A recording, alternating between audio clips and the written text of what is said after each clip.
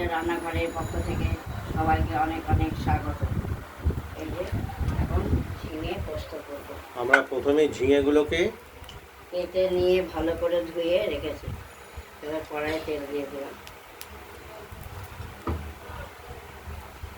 আর কড়াইটা গরম আগেই ছিল যদিও মাছের জন্য, এটা তেলটা দিয়ে নিলাম। এই গরমে কেন ভাই তো ওপরে আসেনি, ওপরে আসলে সারা দেয়। ঠাম্মা খুঁজবে, তেলটা গরম হয়ে গেলে আমরা কেটে রাখা ঝিঙেগুলো দিয়ে দেবো।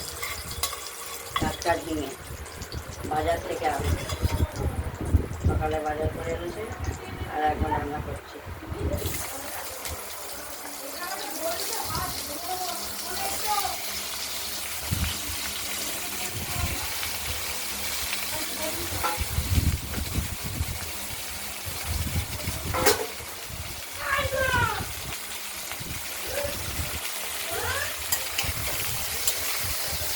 আমরা তেলটার মধ্যে একটু নাড়াচাড়া করে দিলাম। এবার দেব পরিমাণ মতো লবণ বা নুন।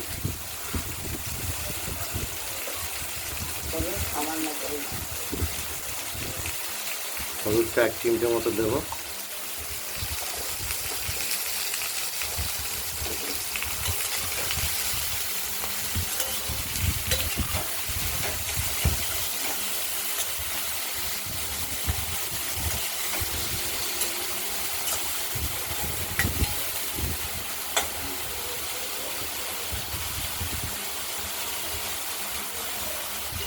এতে দেবো আমরা পোস্ত আর কাঁচা লঙ্কা বাটবো শিলে, তারপর এটা ঢেকে দিলাম। তরকারিটা একটু সেদ্ধ হতে থাকুক ঝিঙেটা। আমরা ঝিঙের কড়াইয়ের ঢাকনাটি তুলে নেড়ে চেড়ে দিলাম, একটু জলও দিলাম, না হলে ঝিঙেটি সেদ্ধ হবে না, দেখতেই পাচ্ছেন। আর এতে স্বাদ মতো দেব একটু মিষ্টি চিনি।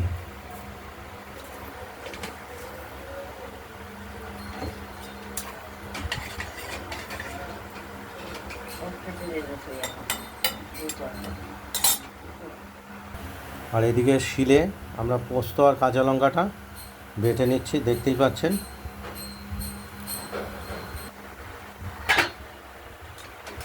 আমরা ঢাকনা খুলে একবার ঝিঙেগুলোকে নাড়াচাড়া দিয়ে দিলাম।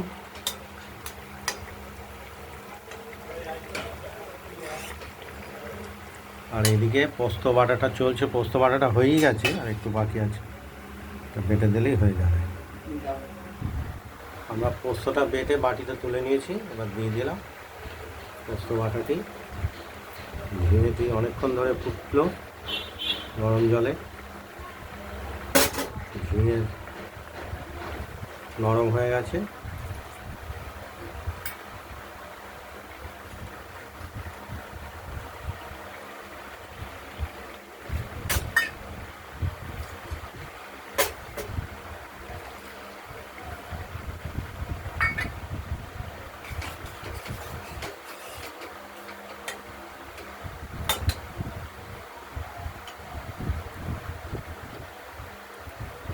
কাঁচা তেল দিয়ে দিলাম নামানোর আগে।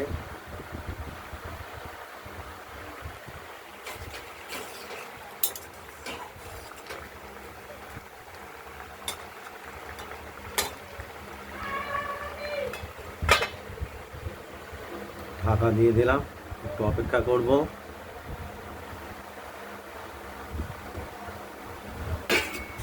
ঢাকনাটা খুলে আমরা ঝিঙে পাতুরি বা ঝিঙে পোস্তটি আরেকবার নাড়াচাড়া দিয়ে নিচ্ছি।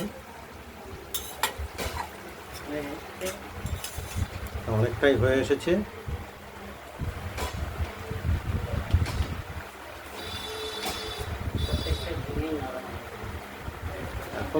এখনকার এই তো গরমের ঝিঙে কচি, আর এগুলো নরমই হয়।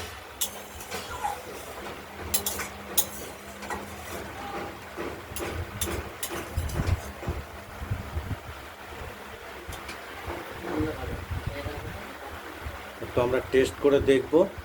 তেলটা রেডি হয়ে গেছে, ওভেনটা নিভিয়ে দিলাম। এই ভিডিওটা যদি ভালো লাগে শেয়ার করবেন, কমেন্ট করবেন, আর রান্নাবান্নাটা যদি ভালো লাগে সাবস্ক্রাইব করে রাখবেন। ভালো থাকবেন, সুস্থ থাকবেন, সাবধানে থাকবেন। এর মতো কথা